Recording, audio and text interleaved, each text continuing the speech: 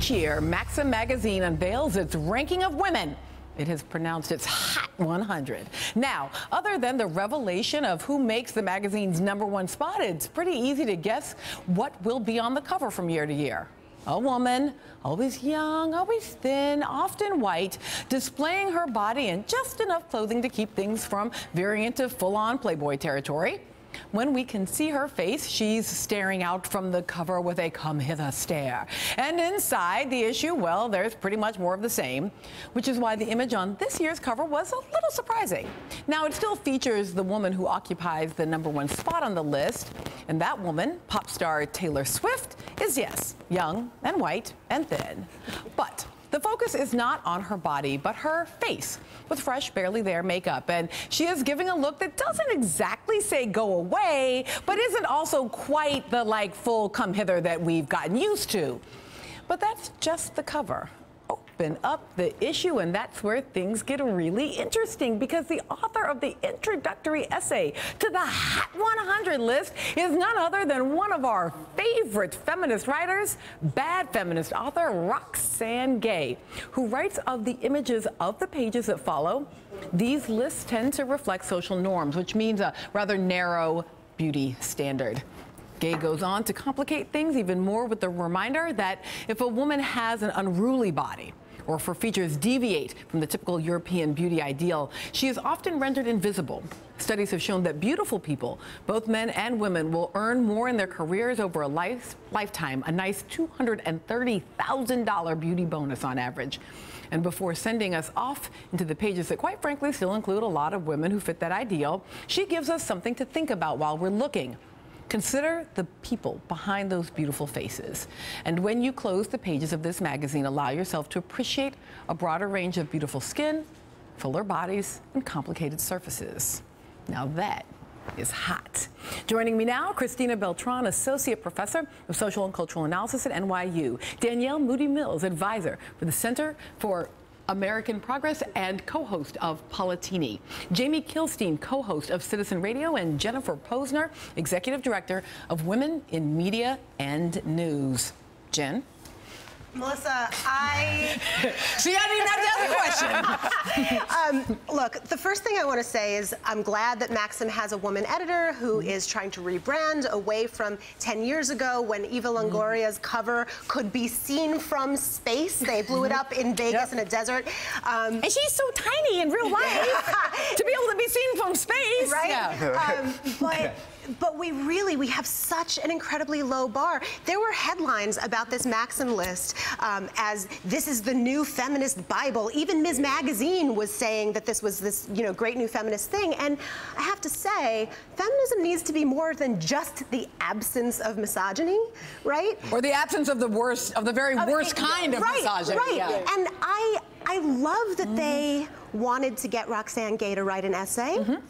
But I think it's very telling. They don't have a photo of Roxane on her byline.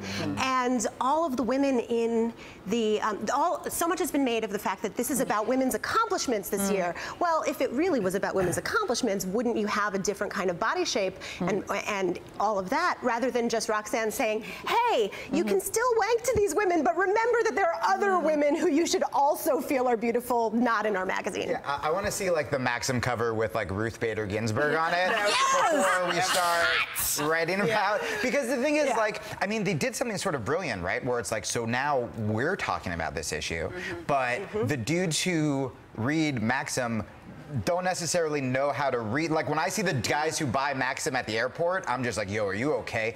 They're not gonna read the article. They're gonna rip that article out. I don't want to know what they're gonna use it for. It's gonna be gone. And this is great. You're right, but it is sort of a low bar. Yeah. So it's interesting when you say that. I'm not even sure what they're gonna use it for. I guess part of what's interesting to me is the idea that this is even. I mean, if you want porn, it's pretty easy to get streamed directly to your phone.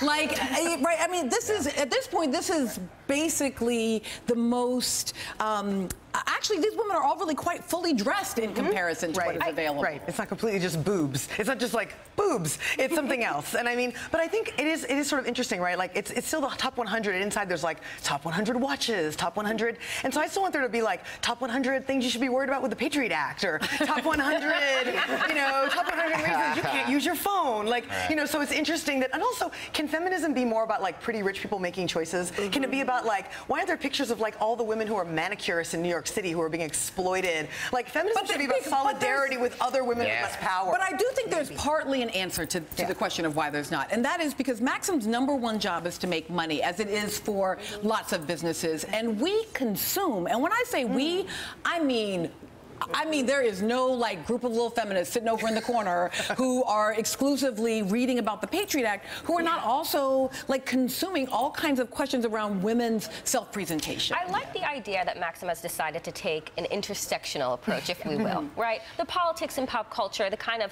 let's have a conversation about feminism, let's, you know, not have a scantily clad woman on the cover.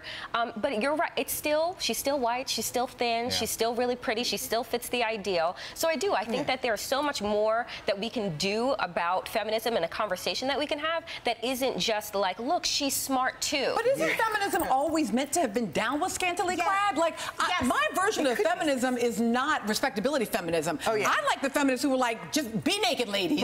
In part because we need to be able to reclaim all of those. But then show me hot baby dykes. Like, show me interesting black trans women. Like, I want that hotness. There's a lot of hot trans women out there. If we wanted this to really be the feminist Bible, like, wouldn't it have been interesting if they had Laverne Cox in a sexed up photo on the cover, right? That would have been interesting. But also, the fact that this is being presented as so new, 10 years ago, Feministing and Girls in Government did a project responding to the Maxim even Lagarde cover called The Real Hot 100. They took nominations, they got 400 nominations, they chose 100 women. I was one of them.